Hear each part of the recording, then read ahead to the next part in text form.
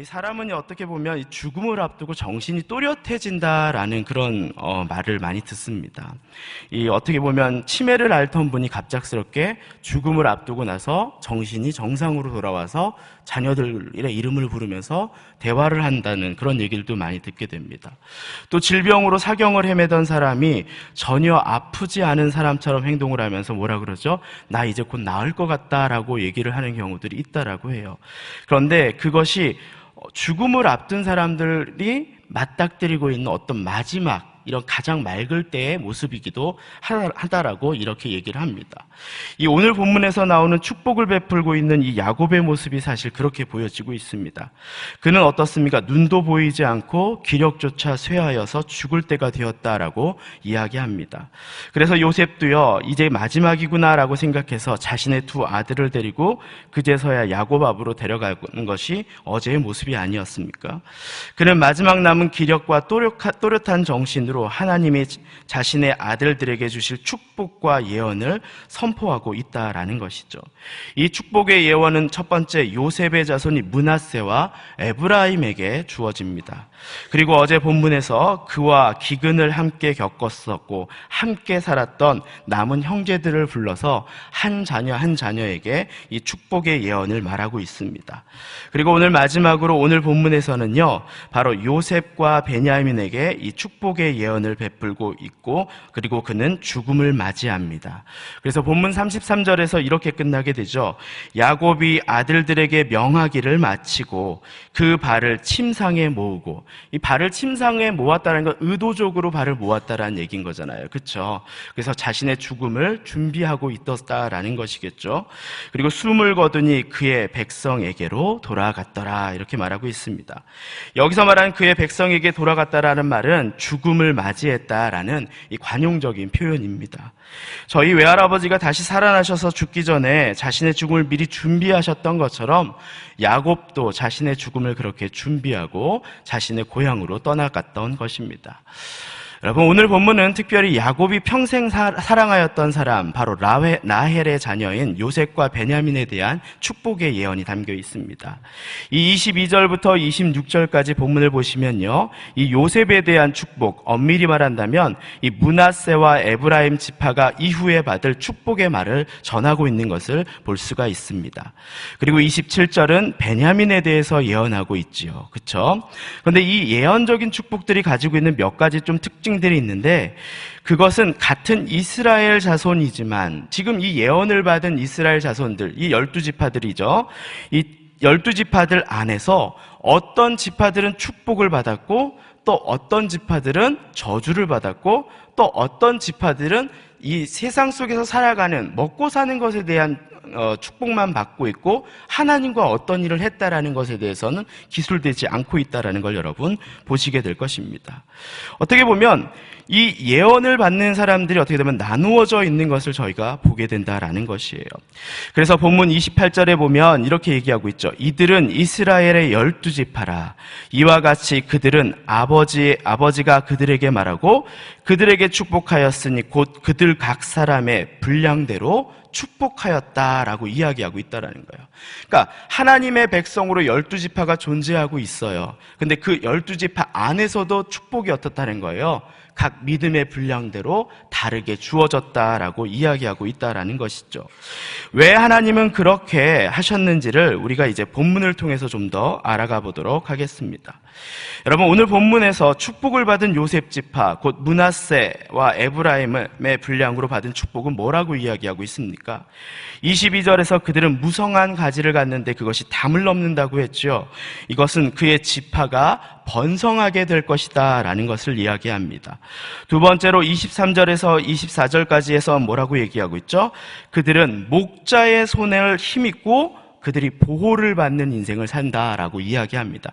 하나님께서 그들의 인생을 지키시겠다라고 이야기하는 것입니다.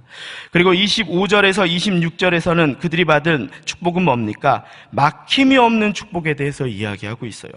위로 하늘의 복과 아래로 깊은 샘의 복과 젖먹이는 복과 태의 복을 그들이 받는다라고 얘기하고 있습니다. 위아래로부터 끊이지 않고 복이 오며 먹을 것도 넘치게 될 것이며 생명의 태의 열매가 끊이지 않을 것이라 라고 이야기하고 있다라는 것이에요. 이렇게 어떻게 보면요, 이 하나님께서는 이 12지파를 오늘 이렇게 축복하시면서 완성해 가고 있는 모습을 볼 수가 있습니다. 사실 므낫세와 에브라임 지파를 한번 생각해 보도록 하겠습니다. 요셉이 애굽에 가서 결혼을 했는데 이 애굽에서 결혼한 사람이 누구였어요? 그때 당시에 모든 제사를 책임지던, 이방신의 제사를 책임지던 제사장의 딸과 결혼을 했어요. 다른 말로 말하면 어머니가 이방신을 믿고 있는 사람의 자녀라는 것이에요.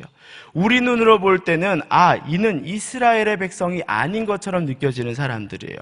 그들은 태어날 때부터 아버지가 총리였기 때문에 어땠습니까? 금수저의 삶을 살았던 사람인 거예요. 모든 삶의 패턴이 어떤 사람이었죠? 애굽의 사람과 같았다라고 합니다. 요셉조차도 어때요? 가족들이 알아보지 못할 정도로 애굽인의 모습을 가지고 있었다라고 했는데 그 자녀들은 얼마나 애굽 사람과 같았겠습니까? 그런데 그 사람들을 어떻게 하신 거예요? 하나님께서 그들을 자녀로 부르셨다라는 것이죠. 12지파를 완성하기 위해서 그들을 부르시고 하나님의 백성으로 명하시고 그들에게 축복을 부어주셨다라는 것입니다. 그리고 이스라엘 지파를 대표해서 누가 축복을 받습니까? 바로 유다가 그 축복을 받게 되는 것이죠. 사실 어떻게 보면 이 므낫세와 에브라임이 받은 축복이 유다가 받은 축복보다 훨씬 더 커요. 왜냐하면 2번이나 받았잖아요.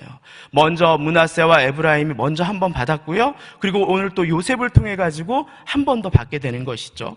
그렇다면 다른 형제들은 이렇게 생각할 수 있어요. 왜 그렇게 받느냐? 왜 이들만 이렇게 더 하나님 사랑하시느냐 물어볼 수도 있을 것 같아요. 근데 저는 이 말씀을 생각하면서 탕자 이야기가 떠오르더라고요. 탕자의 그 둘째 아들이 그렇게 탕진해서 돌아와서 아버지한테 오니까 아버지가 어떻게 하죠? 아들을 생명이 돌아왔다고 더 이렇게 사랑해 주시고 잔치를 베풀잖아요. 그때 첫 아들이 한 말이 뭐였어요? 아버지 나한테 이렇게 안 했잖아요. 아버지 나한테 이렇게 안 했잖아요. 왜 쟤한테만 저렇게 해요? 이렇게 했을 때 아버지께서 뭐라고 말씀하시죠? 너는 나와 함께 있었지 않냐? 내 유산을 받을 자가 아니냐? 이 유다의 모습이 사실 그런 모습이잖아요. 아버지의 사랑과 아버지와 함께 지금까지 지내면서 그 유산을 받은 자잖아요. 그리고 뭐예요? 그를 통해서 메시아가 나겠다라고 얘기했잖아요. 북이스라엘과 남유다가 나눠졌을 때 그 유다의 예루살렘을 지켰던 것이 누구였어요? 유다였잖아요. 하나님과 함께하는 축복을 받은 것들을 우리가 비교할 수가 없다라는 것이에요. 그리고 본문은 요셉의 축복이 끝나고 막내 베냐민을 축복하길 이렇게 얘기합니다. 일이라고 이야기합니다. 빠르고 민첩하게 될 것이지만 이리처럼 다른 지파와 떨어져 외롭게 지내는 사람들. 또 사사기 20장의 사건처럼 바르지 않은 것과 손을 잡는 부도덕한 모습을 보이면서 그는 양면성을 보여주는 자로 묘사를 하고 있다는 것이에요. 여러분, 우리는요, 이 야곱의 자녀들이 받은 예언을 통해서 우리는 우리 자신을 돌아볼 수 있다라는 특징이 있습니다. 그것은 야곱의 자손들은 모두 우리와 같은 뭐예요? 이미 하나님의 부르심을 받은 하나님의 백성들이라는 것이에요. 그들의 모습, 그들이 받은 예언의 모습들이 어쩌면 내가 받을 예언의 모습일 수 있다라는 얘기예요. 우리가 거울을 삼을 수 있다라는 얘기겠죠. 한번 우리가 하나님 백성으로 만약 서 있는 상황에서 내가 이스라엘의 백성 12지파처럼 서 있는 입장에서 아버지가 돌아가실 때 아버지가 나한테 하는 유언이 뭘까라고 생각해 보시는 거예요. 야, 영순아, 너는 정말 이리처럼 잽싸고 빠르지만 너는 네가 힘들 때는 나를 배반할 자야. 이런 얘기를 들을 수도 있다라는 것이죠. 여러분, 능력은 넘치지만 아버지의 것을 탐하는 자, 어쩌면 하나님, 나의 능력을 믿고 하나님을 가리는 르우벤의 모습이 우리 가운데 있을 수도 있다라는 것이에요. 세상의 기질과 성품을 아직도 버리지 못해서 분내고 화내면서 싸우는 자로 기록될 수도 있다라는 것이에요. 아니면 세상의 풍요로움을 얻었지만 그의 인생은 풍요로울 것이다라고 얘기하지만 그 뒤에 하나님과 뭘 했다라고 기록되어 있지 않는 평가를 받을 수도 있다라는 것이에요. 하나님과 어떠한 이력이 없는 자로 남을 수도 있다라는 것이죠. 그렇다면 왜 유다와 요셉만 축복을 받고 하나님의 이름이 드러나며 그들의 삶에는 통치의 지팡이가 떠나지 않고 목자의 손을 힘입어서 전능자의 보호를 받는 자라고 하나님이 기록하셨을까요? 그 이유를 우리는요, 시므온과 또 레위에게 주어진 예언을 통해서 좀 추측해 볼 수 있습니다. 그들이 받았던 예언은 뭐냐면 그들의 칼은 폭력의 도구다라고 말하면서 그들이 받은 저주가 뭐냐면 땅에서 땅을 얻지 못할 것이다라고 했어요. 땅에서 흩어질 것이다라고 얘기했습니다. 그래서 시므온은요, 그 유언의 말씀처럼 어떻게 됐냐면 유다의 땅에 격가지로 지내다가 끝내 없어져 버려요. 소리 소문 없이 없어져 버려요. 시므온은 그렇게 없어져 버렸어요. 그런데 중요한 것은 뭐냐면 레위 지파도 동일하게 저주를 받았는데 이 레위 지파는 각 지파로 다 흩어져서 생활하는데 그들이 뭐가 되냐면 영적인 리더로 서게 돼요. 그러니까 완전히 다른 입장이 된 거예요. 흩어지기를 했지만 그들이 축복의 자리에 올라가게 됐다라는 것이죠. 그런데 그 사건이 무엇 때문이냐면 출애굽기 32장 26절에 금송아지를 만들었을 때 이 모세가 나와서 이렇게 얘기합니다. 이에 모세가 진문에 서서 이르되 누구든지 여호와의 편에 있는 자는 내게로 나오라 하매 그때 누가 나오냐면 레위 자손이 다 모여 그에게로 가는지라. 그들이 하나님께 돌이켰기 때문에 저주가 뭐가 된 거예요? 축복으로 바뀌어 있는 것을 볼 수가 있다라는 것이죠. 이 금송아지 사건에서 레위 지파가 순종하고 회개하여 그 이후로 그들은 제사장의 지파로 만들어진 것을 볼 수가 있다라는 것이에요. 그들은 본래 기질상 분노가 많은 자였고 저주를 받은 그런 자들이었지만 그들은 자신들의 완악함을 회개하고 돌아왔을 때 하나님은 그들에게 축복을 다시 허락하셨다라는 것이에요. 여러분, 유다가 축복을 받을 수 있었던 이유는 뭐예요? 그도 죄가 많았지만 그는 하나님께 철저하게 회개하였다라는 것이에요. 루벤이나 그 모든 자녀들은 어땠어요? 회개하지 않았다라는 것이에요. 여러분, 선지서에 나타나는 특징 중에 이 묵시적 예언이라는 이 신학적 용어가 있습니다. 이 하나님은요, 선지자를 통해서 이스라엘의 징계와 멸망을 알려주세요. 너희 멸망할 거야. 이스라엘아, 너희 바벨론에 침략당해서 너희 포로로 끌려갈 거야. 이 모든 결과를 다 알려주시지만 그 예언을 주시는 이유는 뭐냐면 그들을 멸망시키기 위해서가 아니라 그들이 돌이키고 회개할 기회를 주시기 위해서 하나님의 사랑으로서 이 예언을 주시는 것이다 라는 것이에요. 이 신뢰를 한번 보도록 할게요. 요나의 이야기를 한번 생각해 보세요. 니느웨야 너희 멸망할 거야 라고 얘기했지만 요나가 그 복음을 전했을 때, 멸망을 선포했을 때 니느웨 백성이 어떻게 했죠? 회개했죠. 그때 그 징계가 어떻게 됐어요? 없어졌잖아요. 그러니까 하나님이 그 예언을 주신 이유는 뭐예요? 그들이 돌이키고 회개해서 내 백성으로 다시 돌아올 기회를 주시기 위함이라는 거예요. 사랑 때문이라는 것이에요. 네. 이처럼 야곱의 자녀들에게 주신 축복, 오늘 우리가 알고 있는 이 야곱의 축복도 같은 것이에요. 어떤 사람들은 운명론 쪽이고 결정론적인 숙명이다라고 얘기하지만 그것이 아니라 그것을 받고 지키려고 노력하는 자에게는 어때요? 그 축복이 축복으로 오는 것이고, 또한 그것을 경홀히 여길 때는 어떻게 해요? 그것을 일순간 빼앗기는 것도 된다라는 것이에요. 여러분, 그렇게 좋은 축복을 받았던 요셉의 아들 에브라임 지파가 후에 어떻게 됩니까? 이스라엘을 둘로 나누는데 앞장서게 돼버려요. 여호수아도 그쪽에 속해 있었고 잘 나갔던 에브라임이 어떻게 됩니까? 북이스라엘을 세워가지고 하나님과 반목하는 자손의 시작이 돼버리잖아요. 그리고 많은 죄를 지으며 끝내 아수르에게 멸망을 당해버리게 됩니다. 축복의 말씀과 다른 결과가 와버리거든요.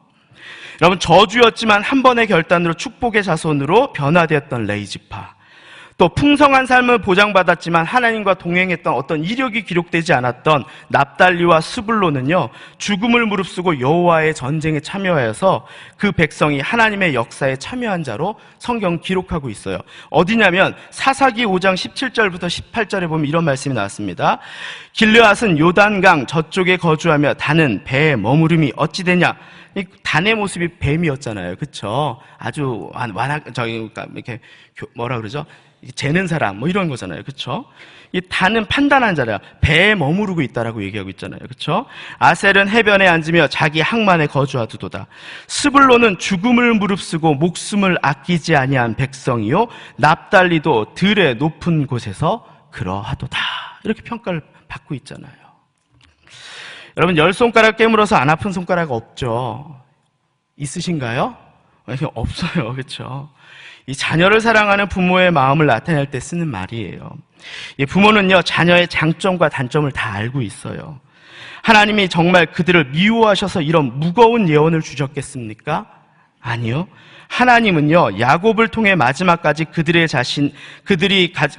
자녀들이 가지고 있는 그 자신들의 죄를 회개하고 하나님의 축복의 자리로 이스라엘 지파들이 돌아오기를 바라셔서 이 예언을 주셨다라는 것이에요. 그것이 야곱의 축복을 주신 하나님 아버지의 마음인 것입니다. 하나님은 기꺼이 자신의 부족한 모습을 이기고 하나님께 믿음을 들고 나오는 자녀에게 그 믿음만큼 축복을 부을 충분한 준비를 하고 계셨을 것이라고 저는 믿습니다. 여러분, 이 둘은 이스라엘 12지파라 이와 같이 그들의 아버지가 그들에게 말하고 그들에게 축복하였으니 곧 그들 각 사람의 분량대로 축복하였더라. 그들이 준비되었다면 하나님은 모든 축복을 부어주실 만큼 준비가 되어 있었다라는 거예요. 이제 우리 나 자신을 한번 봤으면 좋겠습니다, 여러분.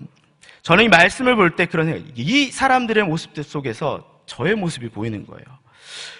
우리도 만약 나의 죽음을 앞두고 나의 묘비에 새겨질 문구를 선택한다면 어떤 문구가 나의 인생을 표현할 것인가 라는 것입니다. 이스라엘 12지파가 받은 예언을 통해서 혹 이 중에 나의 모습은 없는지, 평생 사랑한 여인 라헬을 잊지 못했던 야곱도 자신의 죽음 앞에서는 무엇을 선택하게 됐어요? 가장 중요한 하나님의 언약을 선택하게 되잖아요. 그렇죠?